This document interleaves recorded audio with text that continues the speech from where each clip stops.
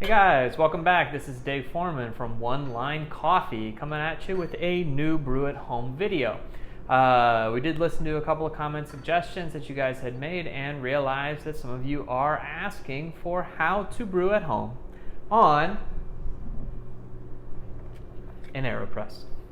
To be honest with you, Aeropress is not my absolute favorite brew method. And before I kind of dove deep into this one, I think it's because I was following the instructions from the manufacturer. I think that there are some inherent issues with an Aeropress, and we're going to talk a little bit about those. But playing around with it and kind of looking at some methods that other people do, I actually came to discover that an Aeropress is really not that bad. In fact, it's actually a great way to brew coffee at home. There's very easy to clean up.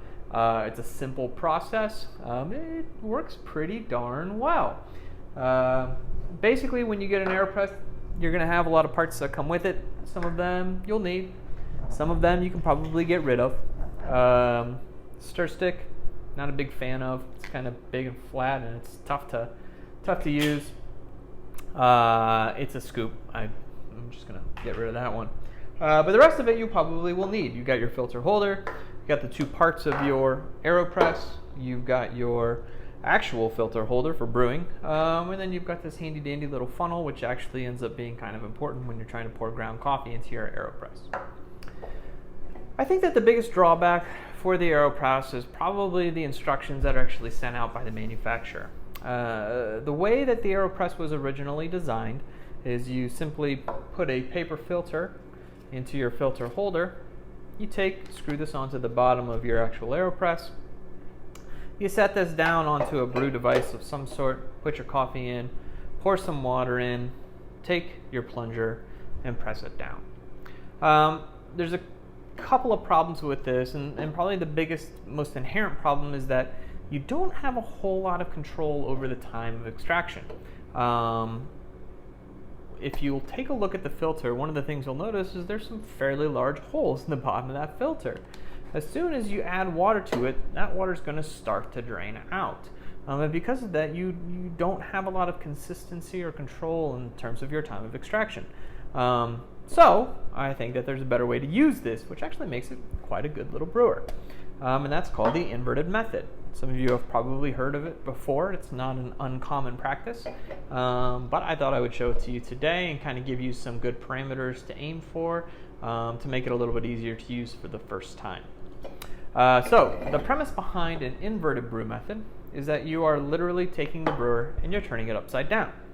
We're actually going to put the plunger into the actual brew chamber with just a little bit of the ways, just enough to form a good seal and to sit there and allow us to have a chamber that's waterproof, or watertight I should say, that we can actually brew in and control our extraction.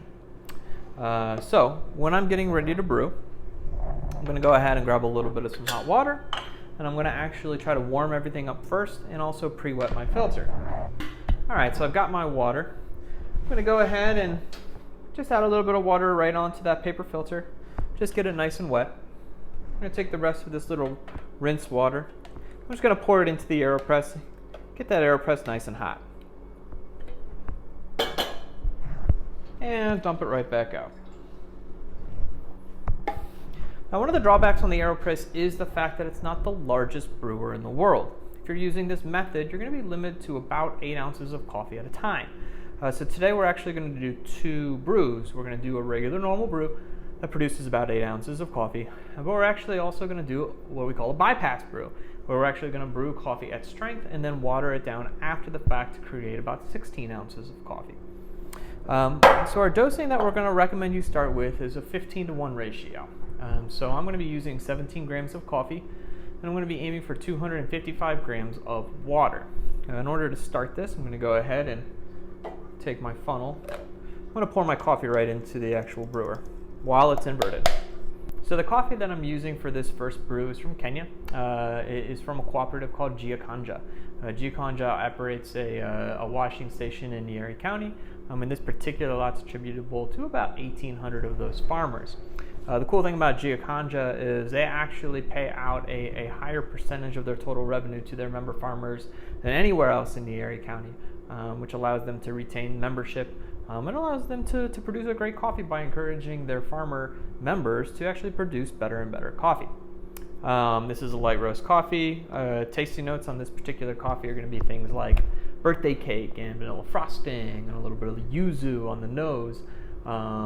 Really, really nice coffee. One of my favorites. A little bit of pomegranate in the cup, but just a really nice coffee. If you haven't had it, I highly recommend giving it a shot. So now I'm going to go ahead and get my brew water. So I've got my water. We are just using water here from our hot water tower. It's set to 207. The temperature isn't as important as just making sure that you are consistent with your water temperature at home. So the first thing I'm going to do is give my brewer a little bit of a level shake. I'm going to make sure that my scale is tared out to 0. I'm going to start my timer, and I'm going to start adding just enough water to saturate the grounds. I don't want to do a ton of water, just enough. Kind of similar to what we would do with a bloom with a pour over. I really just want to get that coffee nice and saturated and make sure that everything is well wet. I'm going to let the coffee kind of sit there and kind of expand a little bit and off gas for just about 30 seconds or so. Once I actually get to the end of that 30-second period, then I'm going to add the rest of my water. And again, I'm aiming for 255 grams. Now 255 grams is going to take me pretty close to the top here. So I do want to be careful. And I want to make sure that I pour the last few grams very carefully to make sure I don't miss anything. Now once I've got that water poured in there, I'm going to go ahead and throw my lid on and screw it on. Now at this point it's a waiting game. So this brings me to actually one of the reasons why I kind of like this brewer now that I've had a chance to play with it a little bit. The cool thing about the Aeropress is that when you use it in an inverted manner, you have 100% control over your extraction time. And that's pretty cool because there aren't a lot of brewers that do that. You know, when we talk about a Hario V60, when we talk about a Kalita Wave, when we talk about any of those kind of pour over brewers, the fineness of the grind is going to affect how that water flows. And so in some ways, or in most ways I should say, your time of extraction is going to be related to your grind size. The cool thing about this is that this is kind of like a French press. I can grind as fine or as coarse as I want to, but still have the exact same extraction time. So it actually really allows me to dial in a brew by simply changing my grind and holding my extraction time constant. Now, we've done some measurements for us, you know, looking at that 15-to-1 ratio, and we're using a full extraction time of 3 minutes. We find that using a grind that is just about a pour-over grind, maybe slightly coarser, gives us an extraction yield somewhere around 20%, which is a great number to shoot for at home. Now, because we're fixing our extraction or our ratio at 15-to-1, and we are fixing our time of extraction at 3 minutes, this means that you can at home just simply adjust your grind settings until you get to a flavor profile that you really like. If the coffee is a little bit sour, just fine your grind up. Coffee is a little bit bitter, just coarsen your grind. It should be relatively easy to dial in. So now I'm approaching 3 minutes. This may be what some would consider to be the most dangerous part of the brew. It's not really that dangerous. Just carefully invert your Aeropress into the correct position, and then we're going to just gently press down on the top. You don't need to provide a ton of force. Just go ahead and press with firm pressure until you hear some air escape through the grounds on the bottom.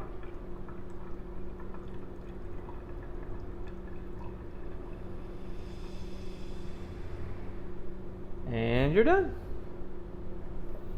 Now what we should have here is a very drinkable, very tasty 8 ounces of coffee. That should be relatively easy to dial in at home just by taste. Now that being said, we come back to this limitation of the Aeropress in terms of it only being able to adjust or produce 8 ounces of coffee. So what can we do if we want a little bit more? Well, we can actually increase our dose. In fact, double our dose, but keep the amount of water that we're going to brew with about the same. The idea is that we can actually create a bypass brew where we take and we add water at the end in an amount to compensate for the lack of water that we started with. Now what I mean by that is, instead of brewing with 17 grams on this next brew, I'm actually going to use 34 grams. So in an ideal world, instead of using 255 grams of water, I'd be using 510. Obviously that won't fit in here. So what I am going to do is I'm still going to use 255 grams of water in here, but after the brew is done, I'm going to add another 255 grams of water to my resultant brew, and that's going to water it down to the proper TDS. Now, because we are using more coffee per gram of water in the brewer, I am going to grind my coffee slightly finer than I otherwise would. That's going to allow me to still achieve that same extraction yield that I'm looking for, which is around 20%. One really nice thing about the Aeropress as we get ready to brew our next round is that it is super easy to clean up. Take this guy, pop it right into the trash, and I'm clean. I'm going to go ahead and wipe off some coffee oils, make sure that I'm good to go for the next one here. But realistically, that's it. Probably one of the absolute easiest devices to clean ever. So we talk about the fact that this in some ways is comparable to a French press, but in other ways it is a little bit different. So number one is cleanup is definitely a lot easier. Anybody who's cleaned up a French press before totally understands what I'm talking about. The other nice thing about an Aeropress, which is a little bit different, is the fact that with an Aeropress, you are still using a paper filter. So the paper filter is kind of interesting. The cool thing about the paper filter is that it is going to actually make sure that you don't have very many fines or grounds that actually make it into the final product. However, because of the design of this, you're still going to have a little bit of bypass on that water as it goes through. So you are still going to get some of the oils and some of the fats out of the coffee that you would normally get out of a French press. So it's kind of a cool system. It works pretty well. I end up getting some of the body that I may expect out of a French press, but at the same time, the resulting cup usually is a lot cleaner. So one of the things I dislike about French press is the fact that it isn't as clean as I would like it to be. So the coffee that I'm going to be using for this second brew is actually from a farmer that we've been buying coffee from for, I think, the last 6 years now, a guy named Rodrigo Sanchez. Rodrigo has a couple of farms down in Colombia and Huila, big member of his community, really works to help farmers that are around him achieve their potential. Things like providing unique varieties, providing help in terms of cultivation, all kinds of stuff. But anyway, he has a farm called Monteblanco, and one of the cool things about Monteblanco is that he has a relatively rare variety called Pink Bourbon. We've actually bought Pink Bourbon from Rodrigo for a couple of years, and this year's crop was just really, really good. One of the notes that we normally get on Pink Bourbon is Pink Starburst, which sounds a little bit weird, but we just keep finding that note throughout Pink Bourbons all the time. We also get a lot of carnation out of this, some really, really nice florals, a little bit of cocoa powder, just really nice coffee, really easy to drink, and one of my favorites right now. So anyway, here we're using 34 grams of coffee, like I said before, but we're still only going to add 255 grams of water. Alright, so I've got my water. I'm going to make sure my scale is zeroed out. I'm going to reset my timer. I'm really going to go through the exact same thing that I just went through before. So I'm going to go ahead and start my scale. I'm going to add just enough water to saturate my grounds. Obviously a little bit more than what I did before since I have more coffee in there. I'm going to give it a good stir to make sure everything's really well saturated. I'm going to let that coffee off gas for about 30 seconds, just as before. So the biggest difference here is that I am using a grind that's slightly finer than I was before. Again, that's because I have less water that I'm using per gram of coffee. But realistically, I should have about the same extraction yield. Now, how I can actually make more coffee after this is done is just by diluting it and bringing that TDS down. And if I did this right, I should be able to just barely get 255 grams of water in there. I'm going to go ahead and put my top on. And again, I'm just going to wait. There's absolutely nothing wrong with bypass brew. And in fact, you know, if you think about it, when you add water to a coffee, all you're really doing is changing the TDS. If you've watched our video on extraction yield and TDS, you understand that extraction yield is dependent upon what we're pulling out of the coffee as a percentage of available material. So if we have a brew that's finished and it's 20%, then that's what we've pulled out of the coffee. Whether we add water to that or boil it down, which please don't do, we're not changing that extraction yield. So all we're really doing is changing our TDS. So for this brew, because we're using so much coffee per gram of water, if we've done it right, our extraction yield will still be 20%, but our TDS is going to be super high. So watering down the coffee is what's going to actually bring that TDS back down to what we got the first time around, but our extraction yield is still going to be the same. All right, so we're at 3 minutes. I'm going to go ahead and invert my press just like I did before. And I'm going to go ahead and gently press it down one more time. Now this time it's going to be a little bit harder to press just because I have so much coffee in there. But still, I just want to use gentle, steady, constant pressure. And again, I should hear that hiss of the air going through the coffee when I get down to the end.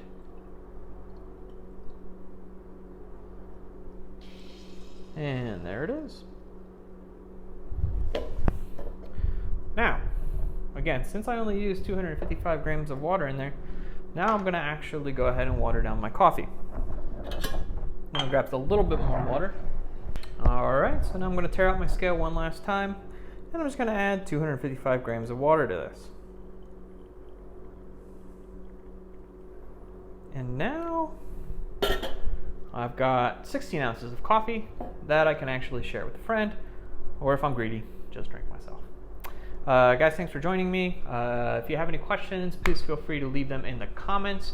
We'd also love suggestions for what brew method you might want to hear about next. Again, please like this video if you enjoyed it and subscribe to our station, and we'd really appreciate that. All right, thanks guys. Y'all take care.